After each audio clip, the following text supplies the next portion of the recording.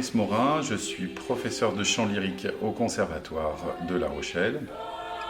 J'interviens pour l'ABC en technique vocale, pour les sensibiliser sur l'utilisation de la voix, la juste connexion entre la respiration et l'émission des sons, et faire en sorte qu'on utilise la voix de façon juste et sans se faire mal.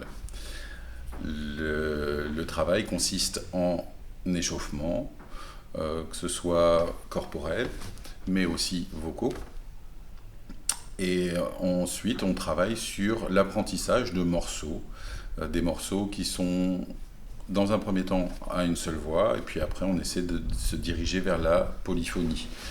La polyphonie, c'est-à-dire chanter à plusieurs voix. Donc, sentir le groupe, essayer de faire en sorte qu'on puisse créer une harmonie. Sur des mélodies, ça peut aller du classique, mais aussi jazz vocal, gospel.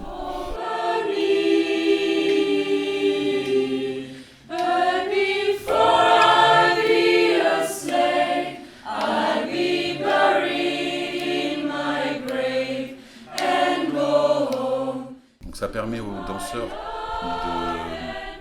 d'avoir une nouvelle approche artistique, et donc de compléter un petit peu leur approche artistique par rapport à la danse, et de faire en sorte d'apprendre aussi le savoir-être sur scène aussi en chantant. Il y a des similitudes, il y a quelques différences, mais il y a beaucoup de similitudes dans la posture, dans l'utilisation de son corps, de sa respiration, de la respiration, et dans l'attitude. Donc on essaie de faire en sorte de comprendre le rôle majeur du corps dans l'émission vocale, et donc du coup aussi de développer aussi cette conscience encore un peu plus globale du corps, du rôle du corps dans cette approche artistique qu'est le chant.